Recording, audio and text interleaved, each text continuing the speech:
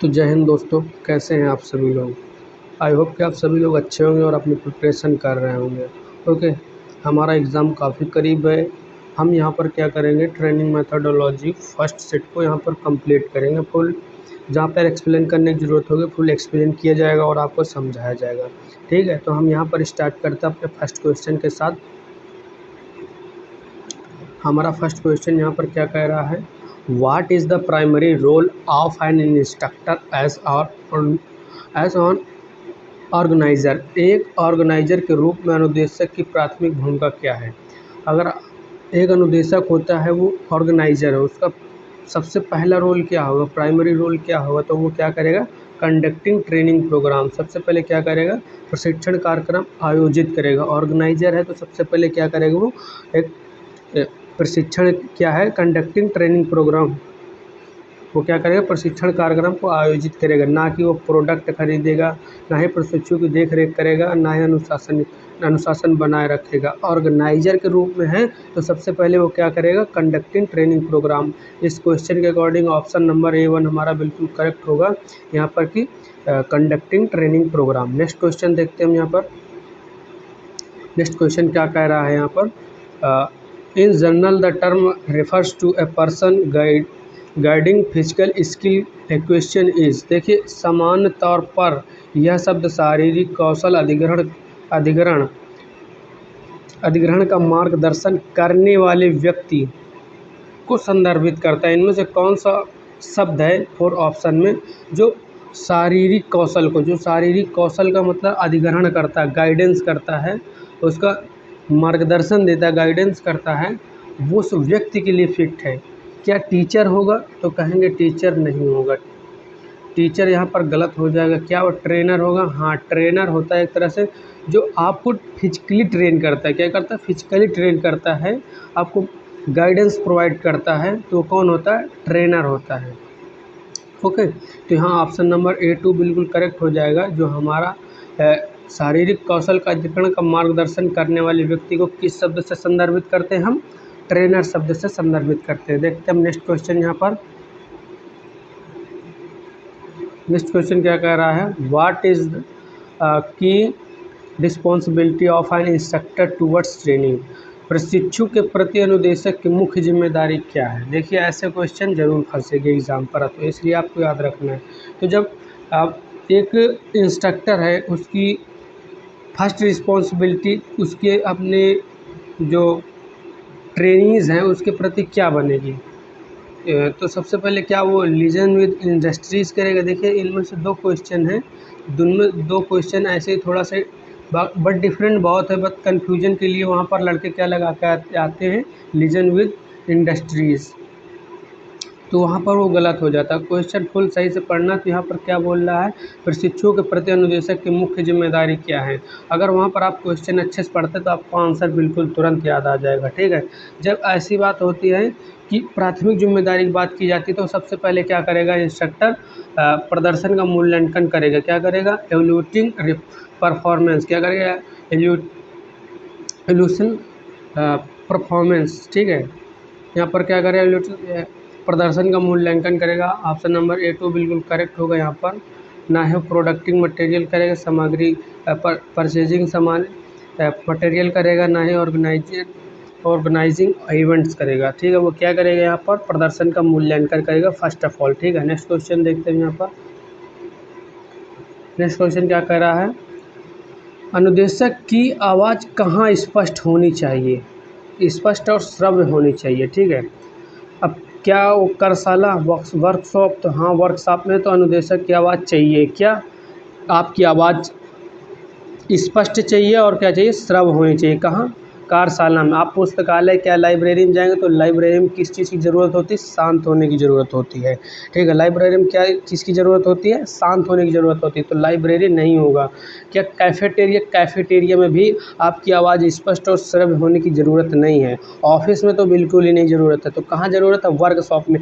Workshop में आपको वहाँ पर ज़रूरत पड़ती है कि आपकी आवाज़ जो है वो क्या हो, क्लियर और क्या हो, और वहाँ पर क्या हो, श्रव्य ऑडिबल हो। ऑडिबल मतलब कि आप वर्कशॉप में हैं, वहाँ पर जितने भी कर्मचारी वहाँ पर आपको ट्रेन करना है तो वहाँ की आवाज़ आपको क्या होना चाहिए, वर्कशॉप पर ऐसा काम पड़ता है तो वहाँ पर क्या आपकी वॉइस क्लियर होना चाहिए और ऑडिबल होना चाहिए। ऑप्शन नंबर ए बिल्कुल करेक्ट होगा यहाँ पर। नेक्स्ट क्वेश्चन देखते हैं हम। यहाँ पर नेक्स्ट क्वेश्चन क्या कह रहा है, which type of personality mixed freely and speak fluently, मतलब किस प्रकार का व्यक्तित्व स्वतंत्र रूप से घुल मिल जाता है और धारा प्रवाह होता है। क्या इंट्रोवर्ट होता है? देखिए इंट्रोवर्ट मैं बता दूं कैसा व्यक्ति होता है। इंट्रोवर्ट वो व्यक्ति होता है जो अपनी ही दुनिया में खोया रहता है, मतलब उसको ज़्यादा व्यक्तियों से बात करना पसंद नहीं होता, मतलब ज़्यादा पार्टिसिपेशन नहीं पसंद होता। वो कहने का मतलब अपनी दुनिया में मतलब अकेले रहना ज़्यादा पसंद करता है, बुक लिखना ज़्यादा पसंद करता है, अकेले रीडिंग करना ज़्यादा पसंद करता है, उसको ज़्यादा पार्टिसिपेशन नहीं पसंद होता, बेसिक से मैं बता रहा हूँ। और उसके ज़्यादा मित्र वगैरह नहीं होते, तो इंट्रोवर्ट होता है कैसा व्यक्ति, जो एक तरह शांत होता है, अकेला ज़्यादा रहना पसंद करता है, ठीक है। और वहीं पर मैं बात कर दूं एक्सट्रोवर्ट की, एक्सट्रोवर्ट वहीं पर उसके अपोजिट होता है। जैसे इसको किसी से मिलना अच्छा नहीं लगता, वैसे एक्सट्रोवर्ट व्यक्ति को किसी से मिलना, जल्दी दोस्त बनाना, उनसे ज़्यादा से ज़्यादा बातें करना, ये सब कैसे कैसे गुण होते हैं, एक्सट्रोवर्ट के अंदर होते हैं। पार्टिसिपेशन करना, ग्रुप में काम करना, ये सब काम गुण किसके अंदर होते हैं, एक्सट्रोवर्ट के अंदर होते हैं, ठीक है। तो इंट्रोवर्ट के अंदर क्या होता है, ग्रुप के अंदर काम करना नहीं अच्छा लगता उसको, ना ही पार्टिसिपेशन अच्छा लगता है, ठीक है। तो एक्सट्रोवर्ट क्या करता है, वहीं पर वो जल्दी से, मतलब यहाँ पर जब बात पूछ रहा है स्वतंत्र रूप से घुल जाता है और धारा प्रवाह बोलता है, तो वो कैसा व्यक्ति होता है, एक्सट्रोवर्ट होता है। कैसा होता है, एक्सट्रोवर्ट होता है। क्यों? क्योंकि वो उसका जो उसका बिहेवियर होता है वो कैसा होता है, उसको पसंद आता है कि ग्रुप में काम करना, जल्दी दोस्त बनाना, उनसे ज़्यादा से ज़्यादा बात करना, ठीक है। तो यहाँ पर ऑप्शन नंबर ए टू बिल्कुल करेक्ट होगा। यहाँ पर ऐसा एक व्यक्ति होता है जो कभी किसी से ज़्यादा बात करना नहीं पसंद करता, उसे इंट्रोवर्ट कहते हैं। जो ज़्यादा बात करना पसंद करता है, ग्रुप में काम करना पसंद करता है, ठीक है, तो वो कैसा होता है, एक्सट्रोवर्ट होता है। हमारा तीन तरह के आदमी होते हैं, तीन तरह के व्यक्ति होते हैं। फर्स्ट कौन सा होता है कि या तो वो इंट्रोवर्ट होगा, सेकंड क्या होगा, या तो वो एक्सट्रोवर्ट होगा, थर्ड क्या होगा, या तो एम्बीवर्ट होगा। एम्बीवर्ट को हिंदी में क्या बोलते हैं, उभयमुखी, ठीक है। उभयमुखी मतलब यहाँ पर क्या होता है, उनमें दोनों का गुण मिक्स होगा। क्या होगा, दोनों का गुण मिक्स होगा, मतलब वो क्या, थोड़ा इंट्रोवर्ट भी रहेगा, थोड़ा एक्सट्रोवर्ट भी रहेगा, उसमें दोनों क्वालिटी होंगी। तो वहाँ पर अगर आप बात करेंगे स्वतंत्र रूप से घुल मिल जाना और धारा प्रवाह बोलना, तो ये नहीं चल पाएगा, ठीक है। ना ही इंट्रोवर्ट चल पाएगा। इंट्रोवर्ट तो एकदम साइलेंट होता है, मतलब अपने काम पर रहता, और रिजर्व नाम का कोई व्यक्तित्व तो नहीं होता। तीन तरह के आपके प्रमुख क्या होते हैं, पर्सनालिटी होती है व्यक्ति की। एक तो इंट्रोवर्ट होता है, या एक्सट्रोवर्ट होता है, या एम्बीवर्ट होता है। नेक्स्ट क्वेश्चन देखते हैं। इस क्वेश्चन का आंसर क्या होगा आपका, इस क्वेश्चन का आंसर A2 होगा। एक्सट्रोवर्ट व्यक्ति होता है जो स्वतंत्र रूप से घुल मिल जाता है और क्या होता है, धारा प्रवाह बोलता है। नेक्स्ट क्वेश्चन देखते हैं। नेक्स्ट क्वेश्चन क्या कह रहा है, why is it important for an instructor to prepare training material before a course. अनुदेशक के लिए पाठ्यक्रम से पहले शिक्षण सामग्री तैयार करना क्यों महत्वपूर्ण है। कार्यभार को कम करने के लिए, टू रिड्यूस वर्कलोड, या टू इन्हेंस लेसन इफेक्टिवनेस। एक मतलब पाठ प्रभावशीलता बढ़ाना। हाँ, यहाँ पर ये ऑप्शन तो सही है, ठीक है। इस क्वेश्चन का आंसर क्या होगा, टू इन्हेंस लेसन इफेक्टिवनेस। क्या पाठ प्रभावशीलता बढ़ाना, जब वो क्या करेगा, पहले से शिक्षण सामग्री तैयार करेगा, तो उसमें क्या होगा, एक ना तैयार करने वाले से ज़्यादा उसकी क्लास क्या होगा, उसका पाठ क्या होगा, उसका पाठ क्या होगा, प्रभावशीलता उसके पाठ की बढ़ेगी। तो यहाँ पर क्या होगा, पाठ प्रभावशीलता बढ़ाने के लिए क्या करता है अनुदेशक के लिए पाठ्यक्रम से पहले शिक्षण सामग्री तैयार करना महत्वपूर्ण है। किसके लिए, पाठ प्रभावशीलता बढ़ाने के लिए, ठीक है। प्रशिक्षुओं को प्रभावित करने के लिए ऐसा कुछ नहीं होता है, और प्रशासनिक आवश्यकताओं को पूरा करने के लिए ये भी नहीं होता है। क्या होता है, पाठ प्रभावशीलता बढ़ाना होता है। किसके थ्रू, सामग्री पहले से तैयार करने ना, ये सब ऐसे वर्क होते हैं, ठीक है, जो अनुदेशक करता है पाठ पढ़ाने से पहले। तो उससे क्या होता है, आपकी पाठ जो इफ़ेक्टिव होती है, वो आपकी पाठ पढ़ाने की इफेक्टिव बढ़ जाती है, मतलब पाठ प्रभावशीलता बढ़ जाती है। नेक्स्ट क्वेश्चन देखते हैं हम यहाँ पर। हमारा नेक्स्ट क्वेश्चन क्या कह रहा है, which responsibility of an instructor involve updating knowledge about the latest technology. तो अनुदेशक की कौन सी जिम्मेदारी नवीनतम तकनीकी के बारे में ज्ञान को अद्यतन करना शामिल करता है। मतलब अद्यतन यहाँ पर एक तरह से अपडेट करना, ठीक है। तो वो क्या करेगा, क्या लर्नर से रहेगा, तब वो नई जानकारी से, नई टेक्नोलॉजी से जो है उससे अद्यतन रहेगा, या उद्योगों की ओर जाएगा तो वो क्या करेगा, आपकी नवीनतम तकनीकी के बारे में ज्ञान को अपना अपडेट करेगा। क्या करेगा, कहाँ पर जाएगा, लीजन टू इंडस्ट्रीज के थ्रू उसका क्या होगा, जो टेक्नोलॉजिकल नॉलेज है वो क्या होगा, अपडेट होगा। क्या होगा, अपडेट होगा, लेटेस्ट टेक्नोलॉजी से अपडेट होगा। किससे, टूवर्ड्स इंडस्ट्री, उद्योगों की ओर।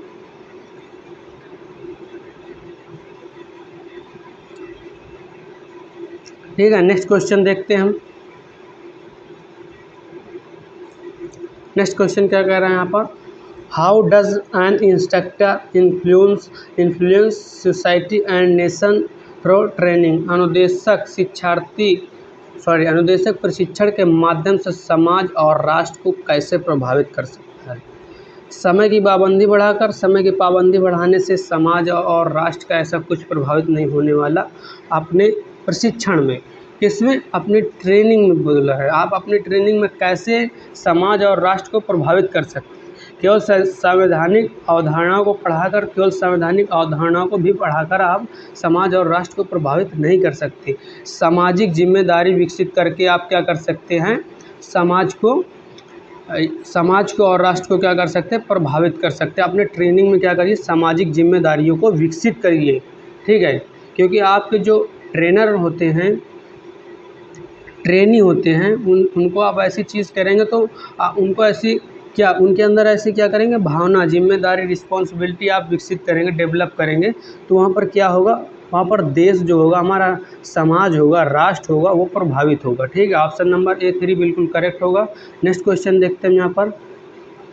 नेक्स्ट क्वेश्चन क्या कह रहा है, what is the first step in effective teaching. प्रभावी शिक्षण में पहला कदम क्या है। पहला कदम क्या, मोटिवेशन होगा। कहेंगे आप, पहला चरण की बात की जाती है, मोटिवेशन नहीं होता।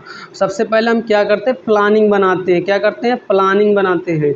कोई सा भी काम करते हैं उसके पहले हम प्लानिंग बनाते हैं कि हाँ, ये काम को हमें कैसे करना है, ठीक है, किस किस स्टेप में करना है।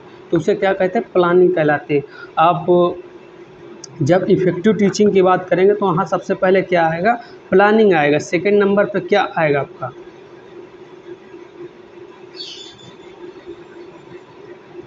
सबसे पहले आप क्या करेंगे, प्लानिंग करेंगे, ठीक है। नेक्स्ट क्वेश्चन देखते हैं हम। नेक्स्ट क्वेश्चन क्या कह रहा है यहाँ पर हमारा, which element involves creating a positive learner atmosphere. कौन सा तत्व सकारात्मक शिक्षण वातावरण बनाना शामिल करता है। क्या मीडिया करता है, मीडिया नहीं करता। क्या नीड, मतलब असेसमेंट का आवश्यकता का आकलन। हाँ, देखिए यहाँ पर क्या आपको बोल रहा है, विच elements involves creating a positive learning atmosphere. तो वहाँ पर आप नीड असेसमेंट होगी, जहाँ पर आवश्यकता होगा वहाँ पर आप जो सिखा रहे हैं उसकी आवश्यकता है कि नहीं, उसे क्या बोलते हैं, नीड असेसमेंट बोलते हैं। तो उससे क्या होता है, आपको पॉजिटिव लर्निंग एटमॉस्फेयर होता है। क्या पॉजिटिव जो शिक्षण वातावरण बनता है। इससे क्या सकारात्मक शिक्षण वातावरण बनता है, ठीक है, इससे नीड असेसमेंट से। ऑप्शन नंबर A2 बिल्कुल करेक्ट होगा। नेक्स्ट क्वेश्चन देखते हैं हम। नेक्स्ट क्वेश्चन क्या कह रहा, what is essential for acquiring a skill. कौशल प्राप्त करने के लिए क्या आवश्यक है। कौशल प्राप्त करने के लिए क्या आपका एटीट्यूड आवश्यक है। कहेंगे नहीं, एटीट्यूड नहीं आवश्यक, हमारे स्किल गेन करने के लिए। क्या एक्वायरिंग स्किल के लिए हमारा एटीट्यूड नहीं मायने रखता। तो क्या मायने रखता है वहाँ पर, आपका नॉलेज मायने रखता है। आपको अगर एक्वायर करना है स्किल को तो वहाँ पर क्या आपका मायने रखता है, वहाँ पर नॉलेज। क्या मायने रखता है, नॉलेज मायने रखता है, ठीक है। ना ही प्रोडक्टिविटी, ना ही मोटिवेशन, क्या रखता है, नॉलेज। नेक्स्ट क्वेश्चन देखते हैं हम यहाँ पर। नेक्स्ट क्वेश्चन क्या कह रहा है, which defect is related to instructor unnecessary action well teaching, अनुदेशक के शिक्षण के दौरान अनावश्यक क्रियाओं से कौन सा दोष संबंधित है? इम्प्रॉपर एवोल्यूशन या अनुचित मूल्यांकन होगा। यहाँ पर अनुचित मूल्यांकन नहीं होगा। व्यक्ति के क्या है, अनुदेशक के शिक्षण के दौरान मतलब ट्रेनिंग के समय अनावश्यक क्रियाएं कर रहा है, तो वो कैसा दोष है? क्या वो इम्प्रॉपर एवोल्यूशन होगा? नहीं। क्या अपर्याप्त प्रिपरेशन होगा? नहीं, अपर्याप्त भी प्रिपरेशन नहीं होगा। क्या डिफेक्ट्स इन पर्सनालिटी होगा? हाँ, उसके व्यक्तित्व में दोष होगा। क्या होगा? उसके व्यक्तित्व में दोष होगा। ऑप्शन नंबर A3 बिल्कुल करेक्ट होगा। अगर वो अनुदेशक शिक्षण के दौरान अनावश्यक क्रियाओं से कौन सा दोष संबंधित है? वो व्यक्तिगत दोष संबंधित है। कौन सा दोष संबंधित है? व्यक्तिगत दोष संबंधित है। नेक्स्ट क्वेश्चन देखते हैं हम यहाँ पर। नेक्स्ट क्वेश्चन क्या कह रहा है यहाँ पर? Why is motivation important in effective teaching? प्रभावी शिक्षण में प्रेरणा क्यों महत्वपूर्ण है? जब आप मोटिवेशन देते हैं तो वहाँ पर वो क्यों महत्वपूर्ण होता है, ये बताइए। क्या वो सीखने की इच्छा पैदा करता है? हाँ, जब आप किसी चीज़ का मोटिवेशन का मेन पर्पज यही होता है। अगर आप शिक्षण में मोटिवेशन देते हैं तो उससे क्या होता है, स्टूडेंट पढ़ने में उसका और क्या होती है, उसकी इच्छा बढ़ जाती है। ठीक है। मोटिवेशन कैसा भी दे सकते हैं रियल लाइफ से, जैसे एग्जाम्पल के थ्रू मोटिवेशन दे सकते हैं कि अगर आप इस टॉपिक को अच्छे से समझ लेते हैं तो आपका ये क्वेश्चन क्या है, एग्ज़ाम में फंस जाएगा, मतलब एग्ज़ाम में आ जाएगा। एक तरह से ये क्या हुआ, आपके लिए मोटिव हुआ कि हाँ भाई पढ़ लो, ये क्वेश्चन अगर हमारे एग्ज़ाम में आए तो हम सही कर देंगे और हमारा अच्छा नंबर हो जाएगा। ठीक है, तो ऑप्शन नंबर ए बिल्कुल करेक्ट होगा। ए क्रिएट विलिजनेस टू लर्न, सीखने की इच्छा पैदा करना। मोटिवेशन से क्या होता है, सीखने की इच्छा पैदा करता है। ठीक है, ना ही फीडबैक प्रदान करना होता है या ना ही मूल्यांकन करना होता है। प्रेरणा से कोई मूल्यांकन का ताल्लुकात नहीं होता, ना ही तैयारी में सहायता होता है। क्या होता है सर, फर्स्ट ऑफ ऑल क्या होता है, प्रभावी शिक्षण में मोटिवेशन इसलिए महत्वपूर्ण होता है कि यह सीखने की इच्छा पैदा करता है। क्या करता है, सीखने की इच्छा आपकी विल पावर को बढ़ाता है। ठीक है, नेक्स्ट क्वेश्चन देखते हैं यहाँ पर। नेक्स्ट क्वेश्चन क्या कह रहा है, which method is suitable for practical training? व्यवहारिक प्रशिक्षण के लिए कौन सी विधि उपयुक्त है? आप व्यवहारिक में आप यहाँ पर अगर आपको हिंदी में कम समझ में आ रहा है तो अंग्रेजी में पढ़िए, बिल्कुल क्लियर हो जाए। प्रैक्टिकल ट्रेनिंग के लिए कौन सा मेथड आपका सही रहेगा वो बताइए। क्या लेक्चर मेथड से आप प्रैक्टिकल पढ़ाएंगे? कहेंगे नहीं सर जी, हम लेक्चर मेथड से कैसे प्रैक्टिकल पढ़ा सकते हैं। तो वहाँ कैसे पढ़ाएंगे, डेमो सेशन से पढ़ाएंगे। डेमो सेशन से क्या होता है, आप खुद स्टेप बाय स्टेप करके प्रैक्टिकली किसी मतलब डेमोस्ट्रेट करते हैं, किसी जो लर्नर होते हैं आपको उनको क्या करते हैं, करके दिखाते हैं। फर्स्ट ऑफ ऑल उसी को क्या बोलते हैं, डेमोस्ट्रेशन बोलते हैं। क्या बोलते हैं, डेमोस्ट्रेशन मेथड बोलते हैं। तो वहाँ पर आपको प्रैक्टिकल ट्रेनिंग करना है, मतलब लर्नर को आपको प्रैक्टिकली सिखाना। तो वहाँ पर कौन सा मेथड को आपको यूज करना चाहिए, डेमोस्ट्रेशन मेथड का यूज करना है, ना ही लेसन प्लान का मेथड का। लेसन प्लान हम किस लिए यूज करते हैं, अपना क्या किसी पाठ को पढ़ाने के लिए करते हैं। पाठ को पढ़ाने के लिए किसका यूज करते हैं, लेसन प्लान का यूज करते हैं। मुख्यतः आपको यहाँ पर दो ही हमारे पीओटी में होते हैं, lesson plan, demo plan. Lecture method का कहीं पर वहाँ पर मतलब बताया नहीं गया है, तो आपको यहाँ पर सिर्फ दो ही में कन्फ्यूजन हो सकती है, डेमोस्ट्रेशन मेथड और क्या लेसन प्लान। तो लेसन प्लान किसके लिए, हम किसी लेसन को कंडक्ट करने के लिए यूज करते हैं। डेमोस्ट्रेशन का यूज किसी प्रैक्टिकली स्किल को सिखाने के लिए यूज करते हैं। नेक्स्ट क्वेश्चन को देखते हैं हम यहाँ पर। नेक्स्ट क्वेश्चन क्या कह रहा है, what is psychology define us?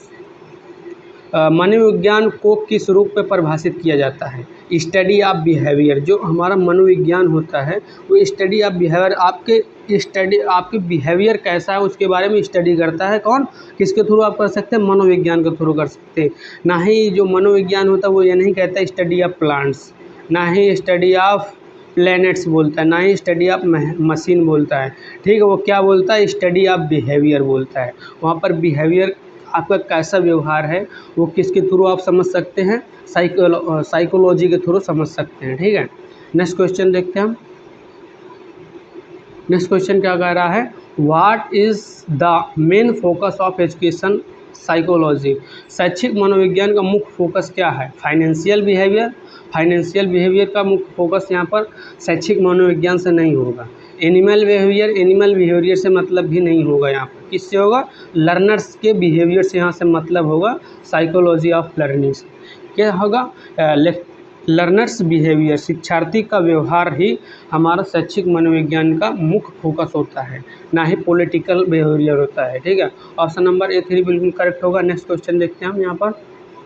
Next question क्या कह रहा है, which of the following is a key factor in the education process, निम्नलिखित में से कौन सा शैक्षिक प्रक्रिया में एक महत्वपूर्ण कारक है।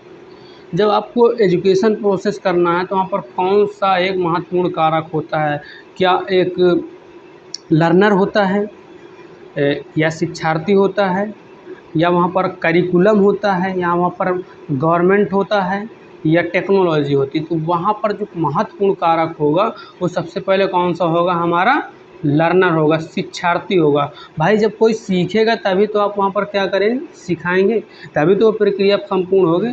तो वहाँ पर क्या होगा, हमारा शिक्षार्थी एक महत्वपूर्ण कारक होगा। क्या होगा, शिक्षार्थी एक हमारा महत्वपूर्ण कारक होगा। ठीक है, नेक्स्ट क्वेश्चन देखते हैं हम। नेक्स्ट क्वेश्चन क्या कह रहा है, which principal creates curiosity among learners, कौन सा सिद्धांत शिक्षार्थी में जिज्ञासा पैदा करता है। ठीक है, कौन सा सिद्धांत शिक्षार्थियों में जिज्ञासा पैदा करता है, क्या वो इंटरेस्ट होता है, हाँ इंटरेस्ट के थ्रू ही आपकी क्या होती है, जिज्ञासा पैदा होती है। और मोटिवेशन के थ्रू यहाँ पर गलत होगा, मोटिवेशन के थ्रू जिज्ञासा नहीं पैदा होती, वो किसके थ्रू होती, इंटरेस्ट। जब आपको इंटरेस्ट होगी तो आपको डेफिनेटली वहाँ पर क्या होगी, आपकी जिज्ञासा पैदा होगी। ठीक है, और ना ही जीवन से जुड़ा ना ही गतिविधि, ऑप्शन नंबर A बिल्कुल करेक्ट है। इंटरेस्ट, रुचि के थ्रू क्या होती है, जिज्ञासा पैदा करता है। रुचि क्या होता है, जिज्ञासा पैदा करता है। ठीक है, नेक्स्ट क्वेश्चन देखते हैं हम। नेक्स्ट क्वेश्चन क्या कह रहा है यहाँ पर, what does the principle of activity involves, गतिविधि के सिद्धांत में क्या शामिल है। बात करके सीखना, बात करके यहाँ पर एक्टिविटी के सिद्धांत में नहीं है। ठीक है, देखकर सीखना, देखकर भी सीखना एक्टिविटी के सिद्धांत में नहीं होता। एक्टिविटी मतलब कुछ करना, एक्टिविटी करना। ठीक है, तो वहाँ पर क्या होगा, करके सीखना होगा, लर्निंग बाय डूइंग होगा। क्या होगा, लर्निंग बाय डूइंग होगा, ना ही लर्निंग बाय ऑब्जर्विंग होगा, ना ही लर्निंग बाय टॉकिंग होगा। तो वहाँ पर क्या होगा, लर्निंग बाय डूइंग होगा, क्योंकि एक्टिविटी का सिद्धांत बोल रहा होगा। एक्टिविटी में क्या होता है, कुछ करो, एक्टिविटी कुछ करो, तो एक्टिविटी मतलब करके, learning by doing. Option number A3 बिल्कुल करेक्ट होगा। यहाँ पर एक्टिविटी के सिद्धांत में, हमारा गतिविधि के सिद्धांत में क्या शामिल होता है, लर्निंग बाय डूइंग शामिल होता है। नेक्स्ट क्वेश्चन देखते हैं यहाँ पर। नेक्स्ट क्वेश्चन क्या कह रहा है, an essential elements for professional growth of an instructor is, एक अनुदेशक व्यावसायिक विकास के लिए क्या आवश्यक तथ्य है। एजुकेशन साइकोलॉजी, हाँ अगर आपको प्रोफेशनल ग्रोथ करना है तो वहाँ पर एजुकेशन साइकोलॉजी बिल्कुल करेक्ट होगा। ऑप्शन नंबर A1 बिल्कुल करेक्ट होगा। आपको अगर प्रोफेशनल ग्रोथ करना है, आप इंस्ट्रक्टर हैं, तो आपके लिए एजुकेशनल साइकोलॉजी बिल्कुल करेक्ट है। ना ही पॉलिटिकल साइंस वहाँ पर काम आएगी आपको, ना ही क्वांटम फिजिक्स काम आएगा, ना ही इन्वायरमेंटल स्टडीज़ काम आएगा। वहाँ पर क्या काम आएगा, एजुकेशन साइकोलॉजी काम आएगी। नेक्स्ट क्वेश्चन देखते हैं यहाँ पर। नेक्स्ट क्वेश्चन क्या कह रहा है, what does the principle of interest aim to generate among learner, रुचि के सिद्धांत का उद्देश्य शिक्षार्थी में क्या पैदा करता है। जो आपका इंटरेस्ट का प्रिंसिपल होता है, प्रिंसिपल ऑफ इंटरेस्ट होता है, उसके थ्रू जो आपका लर्नर है तो उसमें क्या होगा भाई, क्या उसमें एंजाइटी होगी, चिंता पैदा होगी। तो क्या चिंता पैदा करने के लिए इंटरेस्ट नहीं होता है, ना ही आपको बोर्डम करने के लिए हमारा प्रिंसिपल ऑफ इंटरेस्ट बनाया गया है। तो किस लिए बनाया गया, वो इंटरेस्ट पैदा करने के लिए बनाया गया है। किस लिए बनाया गया है, इंटरेस्ट पैदा करने के लिए हमारा क्या बनाया गया है, प्रिंसिपल ऑफ इंटरेस्ट बनाया गया है। ठीक है, क्या बनाया गया, प्रिंसिपल ऑफ इंटरेस्ट का किस लिए बनाया गया है, हमारा इंटरेस्ट जो हमारा लर्नर है उसके अंदर क्या हो, इंटरेस्ट जगे। ठीक है, नेक्स्ट क्वेश्चन देखते हैं यहाँ पर। नेक्स्ट क्वेश्चन क्या कह रहा है, what does effective teaching involves regarding learner objective, सीखने के उद्देश्य के संबंध में प्रभावी शिक्षण में क्या शामिल है। क्या इच्छित आउटकम, हाँ इंटेंडेड आउटकम होता है इच्छित परिणाम आपका शामिल होता है हमारे शिक्षण के परिणाम में। सीखने के उद्देश्य के संबंध में प्रभावी शिक्षण में क्या शामिल होता है, इंटेंडेड आउटकम इच्छित परिणाम शामिल होते हैं। क्या होते हैं, इच्छित परिणाम शामिल होते हैं। ना ही वहाँ पर इग्नोरिंग ऑब्जेक्टिव शामिल होता है, ना ही रैंडम टीचिंग शामिल होती है, ये सब कुछ वहाँ पर नहीं शामिल होते हैं। ना ही शिक्षार्थी को दंडित करना शामिल होता है। क्या होता है, इंटेंडेड आउटकम वहाँ पर क्या होता है, इन्वॉल्व होता है। नेक्स्ट क्वेश्चन देखते हैं यहाँ पर। नेक्स्ट क्वेश्चन क्या कह रहा है, what does the principle of effective teaching involve regarding expert build sport. विशेषज्ञ ब्लाइंड स्पॉट के संबंध में प्रभावी शिक्षण के सिद्धांत में क्या शामिल है। इग्नोरिंग देम, उन्हें अनदेखी करना। अनदेखी करने से वहाँ पर कुछ नहीं होने वाला, आपको अनदेखा करेंगे। उन्हें पहचानना, हाँ। रिकॉग्नाइजिंग देम मतलब उन्हें पहचानेंगे तो क्या होगा, आपके संबंध में प्रभावी, मतलब ब्लाइंड स्पॉट के संबंध में प्रभावी शिक्षण के सिद्धांत में क्या शामिल था, उन्हें पहचानना शामिल था, ना कि उन्हें अनदेखा करना, ना ही उन पर जोर देना, ना ही उनसे बचना। तो वहाँ पर क्या था, उन्हें पहचानने से क्या होता है, वहाँ पर क्या होता है, प्रभावी शिक्षण के सिद्धांत में ये हमारा स्टेप शामिल था, ये प्रिंसिपल शामिल था। ठीक है, ऑप्शन नंबर ए 2 बिल्कुल करेक्ट होगा, उन्हें पहचानना। नेक्स्ट क्वेश्चन देखते हैं। नेक्स्ट क्वेश्चन क्या कह रहा है यहाँ पर, what is the focus of teaching as a instructor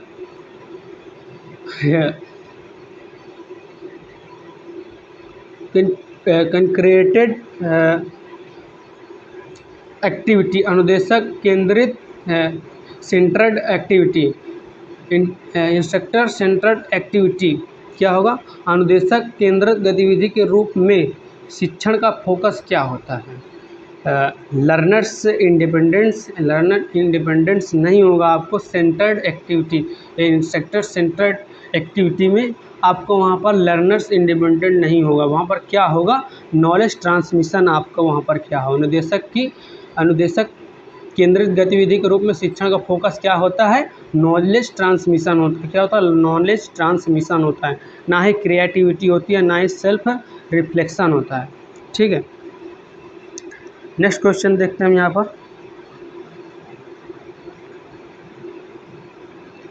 next question क्या कह रहा है हमारा यहाँ पर, what does the principle of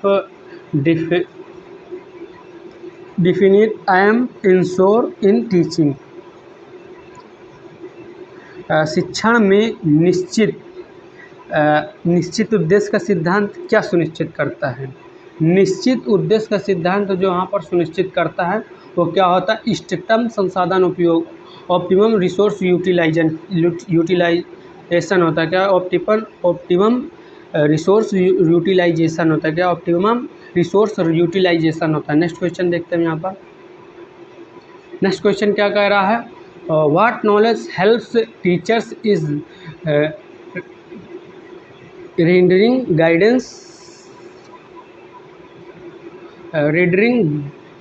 rendering guidance service, मार्गदर्शन सेवा प्रदान करने में शिक्षक को कौन सा ज्ञान मदद करता है।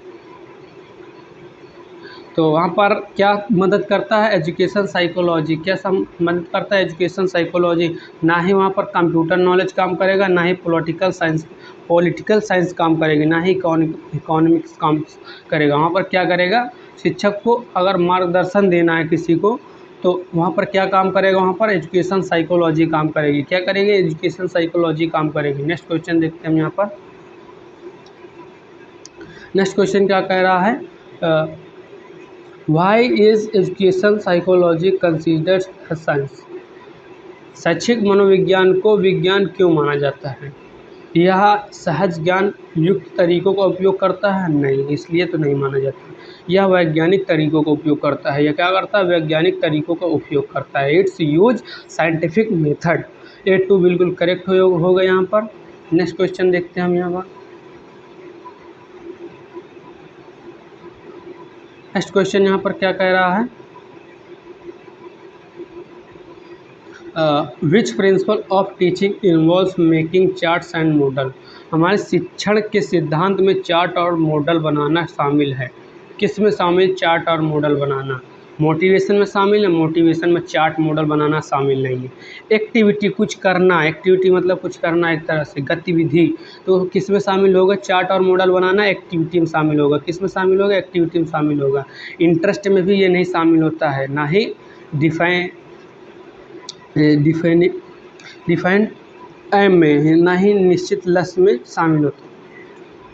नेक्स्ट क्वेश्चन देखते हैं हम यहाँ पर। नेक्स्ट क्वेश्चन क्या कह रहा है? Why is knowing the learner important for a teacher? शिक्षार्थी के लिए, शिक्षक के लिए शिक्षार्थी को जानना क्यों महत्वपूर्ण है? उन्हें नियंत्रित करने के लिए, क्या उन्हें कंट्रोल करने के लिए पहले आपको उनको जानना पड़ेगा? नहीं, जानना पड़ेगा उनके लिए। उन्हें नियंत्रित करने के लिए जानने की ज़रूरत नहीं है। उनकी ज़रूरतों को समझने के लिए आपको उनको जानना पड़ेगा भाई, कि उनकी ज़रूरतें क्या हैं। अंडरस्टैंड देयर नीड्स, उनको कैसे वो समझ सकते हैं। ठीक है, अंडरस्टैंडेड, आपको समझना पड़ेगा उनकी ज़रूरतें क्या हैं।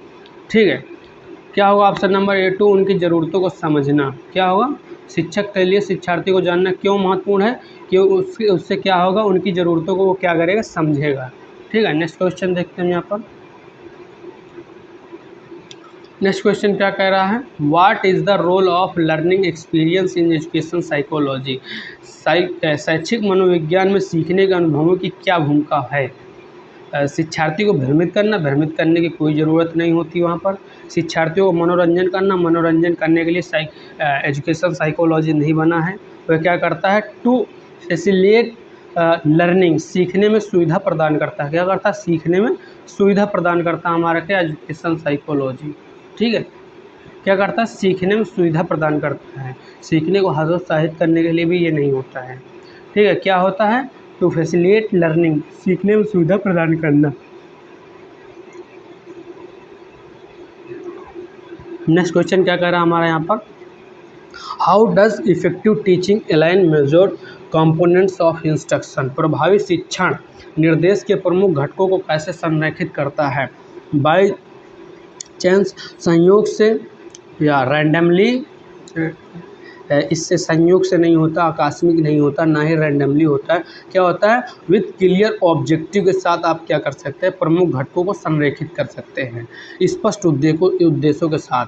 क्या होगा? स्पष्ट उद्देश्यों के साथ। ऑप्शन नंबर ए 3 बिल्कुल करेक्ट होगा। यहाँ पर मैं पूरे ऑप्शन नहीं पढ़ रहा हूँ क्योंकि आपका टाइम सेव हो।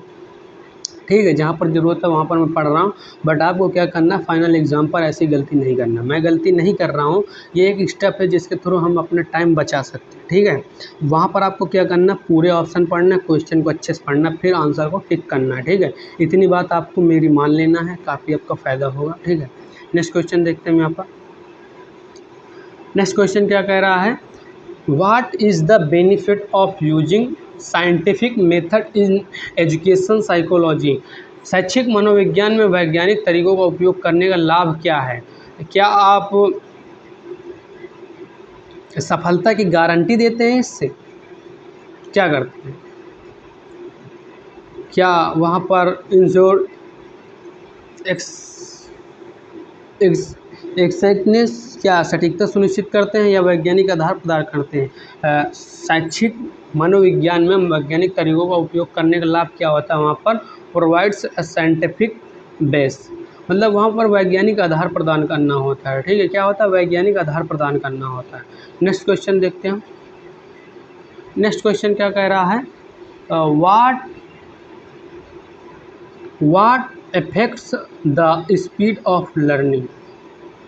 हमारा जो सीखने की गति होती है उसे क्या प्रभावित करता है? क्या आपकी एज प्रभावित करती है आपके सीखने की गति को? कहेंगे नहीं, आपके सीखने की गति एज यहाँ पर नहीं प्रभावित करेगी। आपको जो सीखने की गति प्रभावित करेगी वो आपका एटीट्यूड प्रभावित करेगा। आपका एटीट्यूड कैसा है वो आपके डिफेक्ट करेगा किस पे? आपके इफ़ेक्ट करेगा, किस पे करेगा? आपके लर्निंग पे इफेक्ट करेगा। क्या आपका एटीट्यूड, आपका पॉजिटिव एटीट्यूड है या निगेटिव एटीट्यूड है, ये किस पर डिपेंड करता है, या किस पे इफेक्ट करता है? लर्निंग पे करता है। ठीक है, ना ही आपका जेंडर में आप मेल है फीमेल है, इससे कोई प्रभाव नहीं पड़ता आपकी लर्निंग पर, ना ही भाषा से। ठीक है, तो वहाँ पर यहाँ इस क्वेश्चन का आंसर क्या होगा? एटीट्यूड से आपका क्या होता है? सीखने की गति को प्रभावित करती है क्या? आपकी एटीट्यूड। नेक्स्ट क्वेश्चन देखते हैं। नेक्स्ट क्वेश्चन क्या कह रहा है, which principle state we best learn by doing. कौन सा सिद्धांत कहता है हम करके सबसे अच्छा सीखते हैं। तो वहाँ पर यह सिद्धांत कौन कहेगा, इंटरेस्ट तो कहेगा नहीं, तो वहाँ पर कौन कहेगा, एक्टिविटी का सिद्धांत कहेगा। मतलब यहाँ पर क्या बोल रहा है, करके सीखते हैं। मतलब एक्टिविटी मतलब क्या होता है, आप गतिविधि करते हैं कुछ, ठीक है। तो यहाँ पर क्या होगा, कौन सा सिद्धांत कहेगा, एक्टिविटी का सिद्धांत कहेगा। प्रिंसिपल ऑफ एक्टिविटी यहाँ पर बोलेगा कि हम करके सबसे अच्छा सीखते हैं। क्या हम करके सबसे अच्छा सीखते हैं, एक्टिविटी सिद्धांत में होता है। क्या होता है, एक्टिविटी सिद्धांत में होता है। नेक्स्ट क्वेश्चन देखते हैं यहाँ पर। नेक्स्ट क्वेश्चन क्या कह रहा है, what leads to a change in behaviour. व्यवहार में बदलाव किस कारण से होता है। क्या रिपीटिशन से व्यवहार में बदलाव होता है, नहीं, रिपीटेशन से व्यवहार में बदलाव नहीं होता। क्या फ्रस्ट्रेशन से व्यवहार में बदलाव होता है, नहीं, लर्निंग से होता है। जब कुछ चीज़ हम सीखते हैं उससे क्या होता है, हमारे व्यवहार में बदलाव होता है। क्या होता है, जब हम लर्निंग करते हैं किसी चीज़ की, उससे हमारे बिहेवियर में क्या होता है, बदलाव हो जाता है। क्या हो जाता है, बदलाव हो जाता है, ठीक है। व्यवहार में बदलाव किस कारण से होता है, लर्निंग से होता है। किस कारण से होता है, लर्निंग से होता है। ऑप्शन नंबर A3 बिल्कुल करेक्ट होगा। आराम से यहाँ पर भी नहीं होगा, आराम से तो व्यवहार में बदलाव नहीं होगा, ठीक है। किससे होगा, लर्निंग से होगा, सीखने से होगा, ठीक है। किससे बदलाव होगा, सीखने से होगा। नेक्स्ट क्वेश्चन देखते हैं हम यहाँ पर। नेक्स्ट क्वेश्चन क्या कह रहा है, what is essential for effective learning. प्रभावी शिक्षण के लिए क्या आवश्यक है, ध्यान भटकाना। अरे यार, प्रभावी शिक्षण में आप ध्यान भटकाएंगे, नहीं, ध्यान तो नहीं भटकाएंगे, गलत हो जाएगा। ध्यान भटकाएंगे प्रभावी शिक्षण में नहीं, क्या करेंगे आप वहाँ पर, इंटरेस्ट। क्या करेंगे, इंटरेस्ट। प्रभावी शिक्षण के लिए आपको क्या आवश्यक होगा, वहाँ पर इंटरेस्ट। अगर आपकी क्लास है, आप क्लास ले रहे हैं, वहाँ पर स्टूडेंट क्या कर रहा है, उसमें इंटरेस्ट ले रहा है, तो क्या होगा वहाँ पर, आपकी क्लास में क्या होगा, वो इफेक्टिव होगी। क्या होगी, क्लास इफेक्टिव होगी। तो वहाँ पर डर से भी नहीं होगा, आपकी क्लास इफेक्टिव डर से बिल्कुल नहीं होगी, ठीक है। क्या होगा, डर से इफेक्टिव आपकी क्लास नहीं होगी। ना ही एंग्री होने से, ना ही क्रोध होने से होगा। एंगर होंगे तो वहाँ पर उससे क्या होगी, क्लास इफेक्टिव नहीं होगी। किससे होगी, इंटरेस्ट से होगी। क्या होगी, हमारी प्रभावी शिक्षण होगी, ठीक है। नेक्स्ट क्वेश्चन देखते हैं हम यहाँ पर। नेक्स्ट क्वेश्चन क्या कह रहा है, व्हाट इज इंटेलिजेंस डिफाइन अस। बुद्धिमत्ता की परिभाषा क्या है, इमोशनल बिहेवियर। इमोशनल बिहेवियर आपका इंटेलिजेंस को डिफाइन नहीं करता। क्या करता है, नेचुरल कैपेसिटी आपको क्या करती है, बुद्धिमत्ता की परिभाषा देती है। तो आपकी कैसी नेचुरल कैपेसिटी है, ये क्या है, बुद्धिमत्ता की परिभाषा है, ठीक है। ना ही फिजिकल स्ट्रेंथ होता है, ना ही लर्न हैबिट होती है। क्या होता है वहाँ पर, नेचुरल कैपेसिटी होती है। क्या होती है, नेचुरल कैपेसिटी होती है। नेक्स्ट क्वेश्चन देखते हैं यहाँ पर। नेक्स्ट क्वेश्चन क्या कह रहा है, what does aptitude refer to in a learner. शिक्षार्थी में योग्यता का क्या अर्थ है, नेगेटिव बिहेवियर या पोटेंशियल एट अपेंडेड। संभावना अभी तक अप्रयुक्त है, हाँ यही होगा, संभावना अभी तक अप्रयुक्त है। Potential at update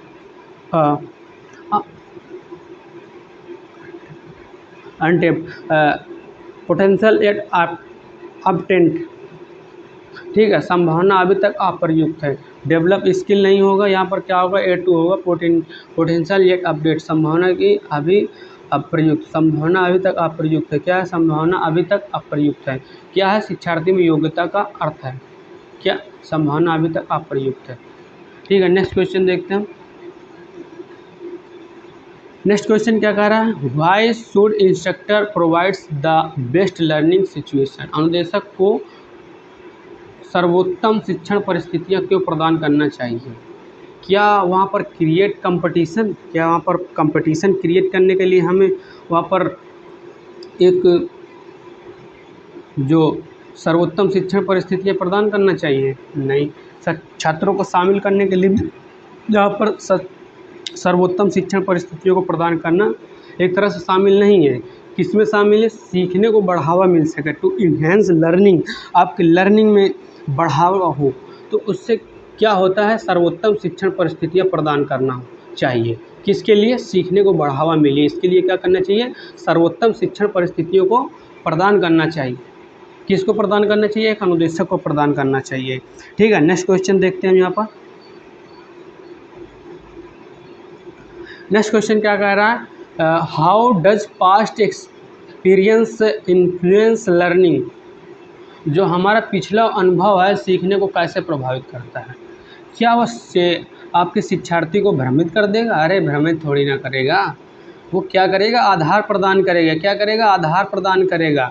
bye providing a foundation, क्या प्रदान करेगा, आपको आधार प्रदान करेगा। क्या पिछला अनुभव आपको क्या प्रदान करेगा, आधार प्रदान करेगा। To by providing a foundation, ना ही सीखने की गति को धीमी करेगा, ना ही प्रश्नों को हतोत्साहित करेगा। क्या करेगा, वो आधार प्रदान करेगा। By providing a foundation. Next question देखते हैं।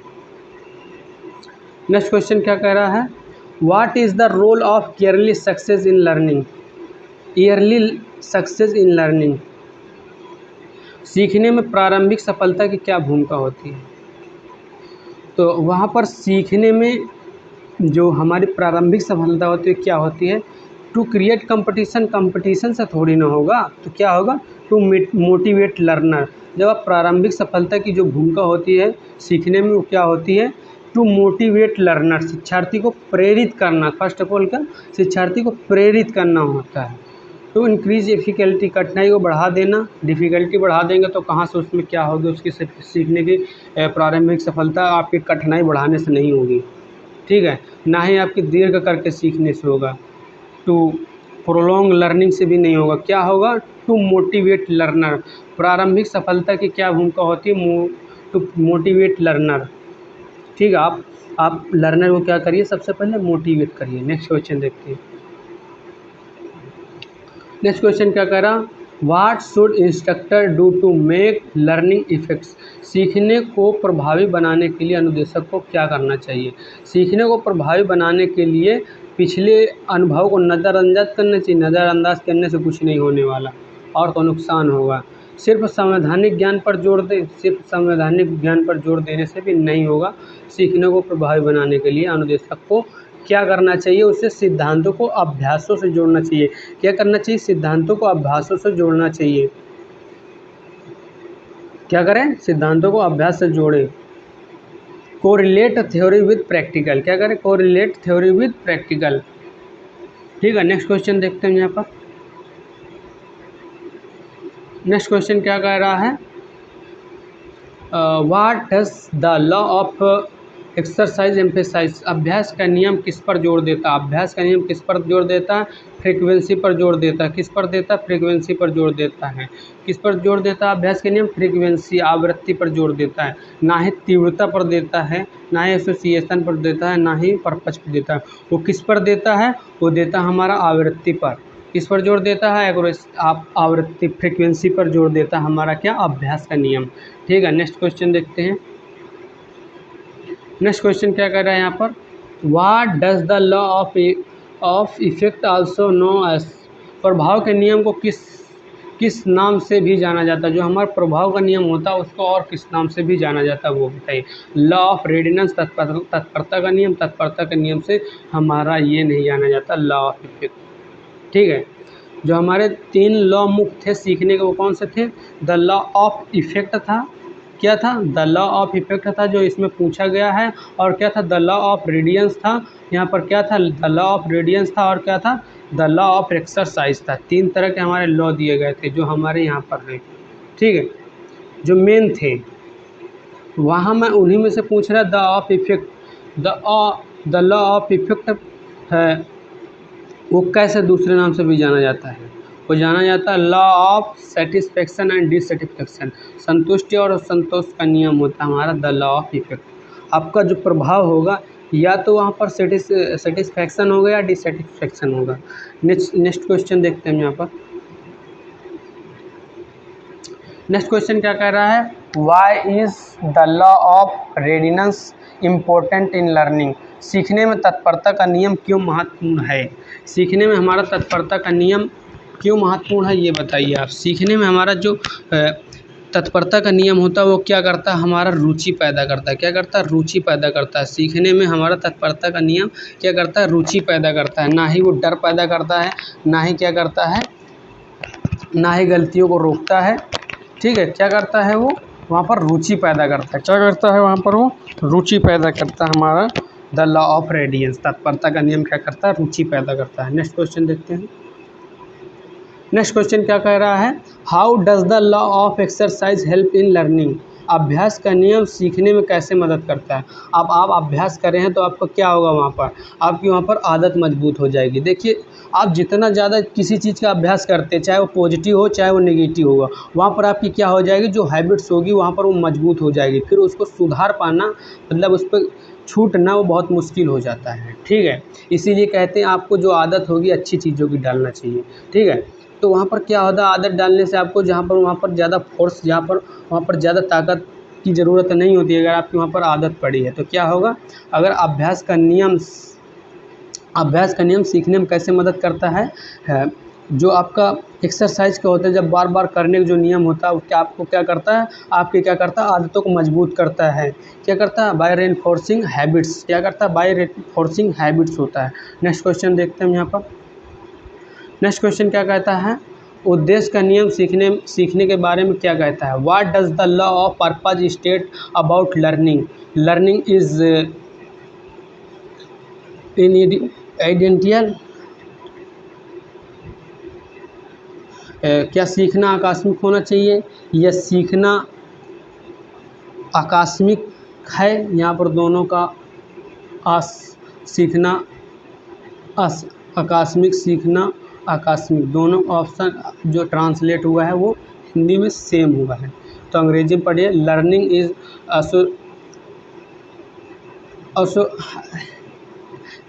एक्सीडेंटल। क्या लर्निंग एक्सीडेंटल है? क्या या लर्निंग इंसिडेंटल है? क्या है? क्या है? लर्निंग मस्ट बी यूजफुल है। क्या है? लर्निंग मस्ट बी यूजफुल है। सीखना उपयोगी होना चाहिए। हमारा क्या उद्देश्य का नियम क्या कहता है? सीखना उपयोगी होना चाहिए आपका। ठीक है, नेक्स्ट क्वेश्चन देखते हैं। नेक्स्ट क्वेश्चन क्या कह रहा है यहाँ पर? What is the law of multiple learning about? बहुविधि सीखने का नियम किस बारे में है? एकल स्किल, सिंगल स्किल, या एकल आदत सिंगल हैबिट, या मल्टीपल हैबिट एंड एटीट्यूड? क्या होगा? Multiple habit and attitude. क्या होगा? Multiple habit and attitude. Option number A3 बिल्कुल करेक्ट होगा। नेक्स्ट क्वेश्चन देखते हैं। नेक्स्ट क्वेश्चन क्या कह रहा है? How does the law of recentness effect memory? हाल ही का नियम स्मृति को कैसे प्रभावित करता है? यह पुरानी जानकारी को याद करने में सुधार करता है, यह हाल की जानकारी को याद करने में सुधार करता है। इन दोनों पे आपको पूरा डाउट होगा। आप कमेंट बॉक्स पर बताना कि आपको डाउट था या नहीं था। जिनका नहीं था अच्छी बात है, बट ज़्यादातर जगहों पर इन दोनों पर डाउट हो जाता है। तो क्या कहता है? हाल की जानकारी को, जो हाल का नियम है, हाल ही का नियम है, वो स्मृति को कैसे प्रभावित करता है? यह हाल की जानकारी को याद करने में सुधार करता है।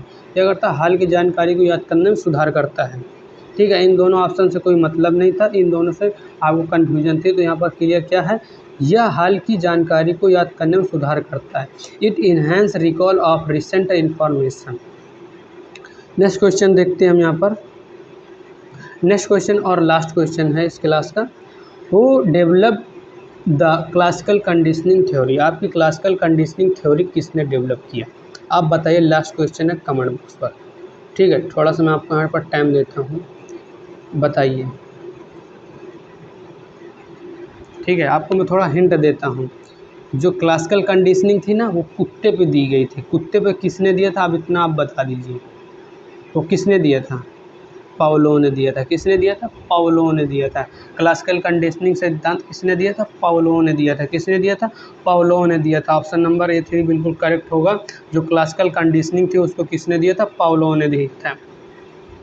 ठीक है, इनको नोबेल पुरस्कार भी मिला है, ये याद रखना। ठीक है। क्या किया था इन्होंने, क्लासिकल कंडीशनिंग दी थी। ठीक है, यहाँ पर आपको मैं बता दूँ एक गाइडलाइंस, आप जब वहाँ पर एग्ज़ाम सेंटर पर जाएँ तो आप पूरा क्वेश्चन पढ़िए, पूरे ऑप्शन पढ़िए, फिर आप अच्छे से वहाँ पर क्वेश्चन को टिक करिए। मतलब ऐसा ना हो कि वहाँ पर मैंने जल्दबाजी में क्वेश्चन गलत कर दिया। वहाँ पर ऐसा नहीं होता कि आपको इतना टाइम कम हो कि नहीं जल्दी जल्दी करिए। आपको वहाँ पर इतना टाइम मिलता है कि आप आराम से क्या कर सकें, पूरा क्वेश्चन को पढ़ सकें। ठीक है, पूरा ऑप्शन को पढ़ सकें, वहाँ पर अच्छे से समझ के आपको क्या करना है, क्वेश्चन का आंसर करना है। मैं आपको फिर से बता दूँ, ये चैनल हमारा थोड़ा न्यू है, इसलिए आपकी सपोर्ट की बहुत इम्पोर्टेंस है और ज़रूरत भी है, क्योंकि ये चैनल बहुत ही आगे जाने वाला है। ठीक है, यहाँ पर मैं पूरा CSA वगैरह का सिलेबस पढ़ाने वाला हूँ आगे। तो आपके जो नए साथी आने वाले हैं इस कोर्स पर, या आपके दोस्त प्रेजेंट टाइम पर पढ़ रहे हैं, तो उनके साथ शेयर करके आप उनको भी ये हेल्प कर सकते हैं कि आपका क्या होगा, या इस चैनल पे आपका जो होगा रिवीजन होगा। ठीक है, और आपको नहीं अभी तक पढ़े हैं तो यहाँ पर फिर से पढ़ भी सकते हैं। मैं पूरे इंपॉर्टेंट चीज़ों को यहाँ पर पढ़ा चुका हूँ और आगे पढ़ाने वाला हूँ। ठीक है, तो यहाँ पर चैनल को सब्सक्राइब करना और बेल आइकन को प्रेस करना और वीडियो को लाइक कर देना आपको अगर नॉलेजफुल लगी हो। और एक चीज़ मेन है, वो आपको क्या करना है, फीडबैक देना है कि सर आप इस क्लास में इस चीज़ को और ऐड ऑन करिए तो हमें और अच्छे समझ में आए, या आपकी क्लास सही चल रही है। जो भी हो आपको फीडबैक ज़रूर देना है। ठीक है, आई होप कि आप लोग इतना सब कुछ करेंगे। ठीक है, चलिए मिलते हैं नेक्स्ट वीडियो में, तब तक के लिए अपनी पढ़ाई को जारी रखें। ओके।